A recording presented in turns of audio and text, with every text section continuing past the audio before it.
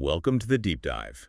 Today we're digging into something massive, AI in the workplace. Yeah, it feels like a real inflection point. Totally. Think of it like the steam engine back in the 19th century. It's that kind of shift for information technology. Yeah, Whole new age. absolutely. And our focus today is this idea of superagency in the workplace. It's, inspired by Reid Hoffman's book, Superagency. Right. Our mission really is to pull out the key stuff from a new McKinsey report on how companies can actually use AI to, well, boost human agency, creativity, all that. And the potential numbers are just wild.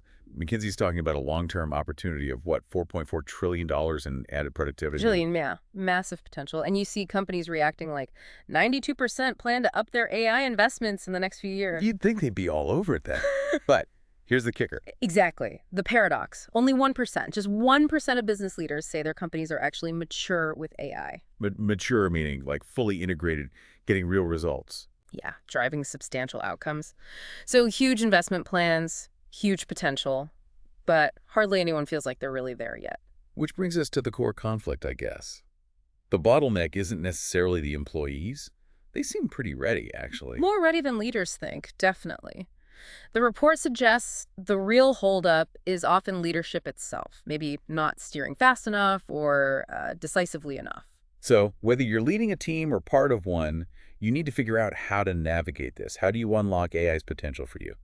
Let's dive in. Okay, so this super agency idea. Yeah, Hoffman's term. What's the core of it? It's basically a state where people, like properly empowered by AI, can seriously level up their creativity, their productivity, their positive impact. So it's people and machines working together. Precisely. Boosting personal productivity. And this isn't just automating factory lines anymore. We're talking about automating cognitive functions, thinking tasks. Right. So AI can adapt, plan, guide, even make decisions. Yeah. And what's really interesting is how it could lower skill barriers, democratize knowledge almost. Making expertise more accessible across the board. Exactly. Making everyone more effective, potentially. And the speed of this change, I mean, just in the last couple of years, it's kind of mind-blowing. It really is. Especially how AI models are getting close to human-level intelligence in certain areas. Like passing the bar exam. Passing the bar in the top 10%, yeah. Or acing the medical licensing exam. These aren't just trivia bots. They're becoming, what, thought partners? That's the term, yeah. Capable of complex reasoning, making step-by-step plans, like the newer stuff from OpenAI and Google. And then there's agentic AI. That sounds like a big leap. It's profound. It means AI taking autonomous action. So think about it. 2023, maybe an AI summarizes call data for a rep. Okay. 2025, the AI agent talks to the customer, processes the payment, checks fraud, arranges shipping, all on its own. Wow. Like Salesforce's digital workforce idea. Exactly like that. Agent force. It's coming. And it's not just text, is it? This multimodality thing. Right. AI models can now handle and generate text, audio, video, all sorts of data. Like Google's Gemini Live, having nuanced conversations. Yeah, with emotional cues even. Yeah. Or OpenAI's Sora, making video from text. It just opens up so many possibilities. What's enabling all this, technically? A lot of it is hardware innovation, specialized chips, GPUs, TPUs. They're the engines making these huge models run fast enough for real-time stuff. Like chatbots that respond instantly. Or analyzing damaged goods on site using edge hardware, that kind of thing. And crucially, the report mentions transparency is improving, making AI less of a black box. Yeah, and that's super important for safety and trust. The Stanford CRFM Transparency Index shows real progress. So scores going up for companies like Anthropic and Amazon. Significantly up, yeah. Yeah. Better transparency helps tackle bias, ensure compliance, make people feel safer using it. Okay, so the tech is racing ahead. But achieving this super agency isn't just about the code, is it? Not at all. It's fundamentally about supporting the people, setting up the right processes, getting the governance right. Which leads us nicely into the human side of the equation. And this is where it gets really interesting. Employees, they seem pretty ready for AI. It's leaders who maybe need to catch up. So the familiarity levels are high. Super high. Almost everyone, 94% of employees, 99% of C-suite says they're familiar with Gen AI tools. That's a great starting point. It is. But here's the disconnect. Leaders estimate only 4% of their employees use Gen AI for 30% or more of their work. Only 4%. And what do employees say? They say it's 3 times that much. Wow. Okay, that's a big perception gap. Huge. And it carries over the expectations, too. Nearly half of employees expect big workflow changes in the next year. Leaders. Only 20% expect that. So employees see the wave coming much faster. Seems like it. And the report breaks down employees into archetypes, bloomers, the optimists, gloomers, the skeptics. Zoomers who want it fast, doomers who are negative. Right. But the key thing is, even the skeptical groups, the gloomers and doomers, report high familiarity with the tools. So it's not lack of awareness holding things back. Doesn't seem like it. It suggests leaders have a lot of room, a permission space, to act boldly because the workforce is already engaged, even if they have concerns. And are employees asking for help to use it better? Absolutely. Almost half say formal training is the #1 thing they need. Then access to tools, incentives. But are they getting it? Well, that's the problem. Over a fifth and say they get minimal to no support. Big gap between demand and reality there. And you mentioned something about U.S. versus international employees. Yeah, that was striking. International employees are much more likely, 84%, to report getting significant or full support for learning AI skills. Compared to the U.S.? Just over half in the U.S. Big difference. Any idea why? Different priorities? Radiation? Could be many things. Maybe different approaches to workforce development, cultural factors.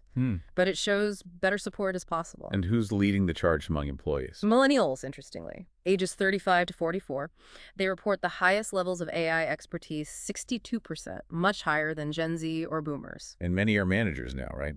Exactly. So they're fielding questions from their teams constantly, recommending tools. They're kind of the AI champions on the ground. So, summing up this section, employees are familiar, using it more than thought, want training, and millennials are leading the way.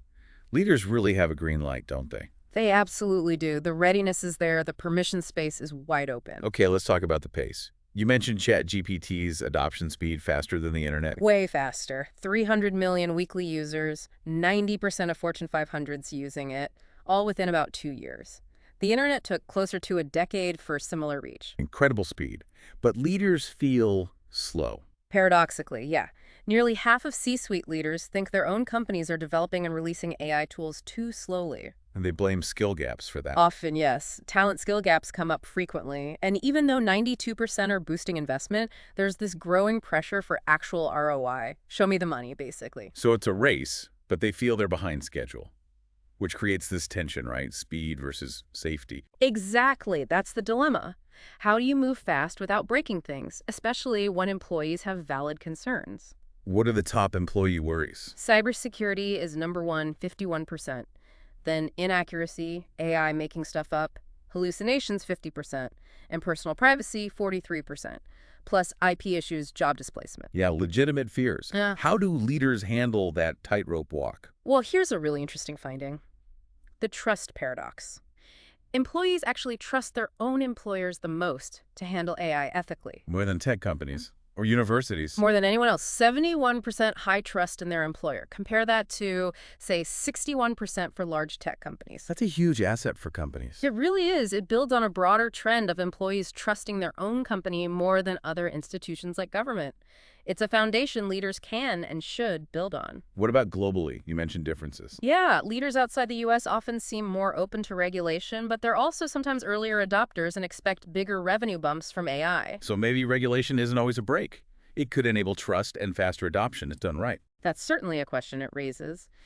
And on managing risks, the report argues risks come with new capabilities. You manage them, you don't necessarily try to eliminate them entirely. Through assessments, governance, monitoring, training. All of that.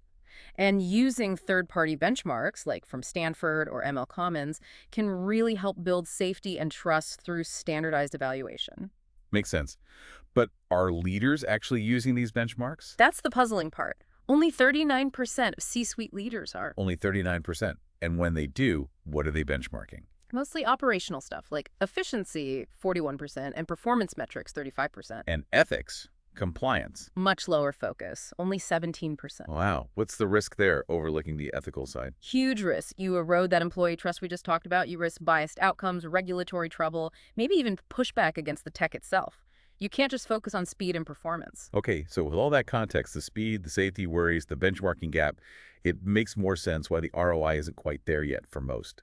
Exactly. Remember that 1% mature figure? Half of companies are still just developing or expanding their AI efforts. And the financial impact so far is modest. Pretty modest. Less than 20% of leaders report revenue gains over 5%. Less than a quarter see significant cost savings yet.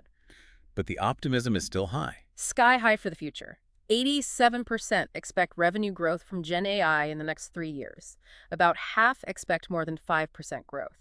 It's definitely a jam tomorrow situation for many. And does this picture look different across industries? It does. You see leaders in healthcare, tech, media, advanced industries, agriculture spending more. But then you have odd spots like the consumer industry. High potential, but low investment. Yeah, that's a standout. Huge potential value from AI, but among the least willing to invest heavily right now. Maybe too focused on short-term wins or unclear vision. And employee attitudes vary too, like in the public sector. Right. Employees in sectors like public sector, aerospace, defense, semiconductors, they're less optimistic, probably due to things like heavy regulation or older IT systems holding things back. So they don't expect big changes soon compared to, say, media. Much less so. Only 20% in those cautious sectors expect big impact next year versus like 65–67% in media and telecom. And even in functions with high potential, like sales or R&D, employee optimism is only middling. Yeah, which could be realism about the challenges or maybe fear about jobs. Either way, it signals a need for more support and communication in those key areas. Because right now, most AI use is still pretty localized. Pilot projects. Largely, yes. Things like smarter search or speeding up contract writing, useful but incremental. The real prize is transformation. Exactly. Reshaping whole industries or fields.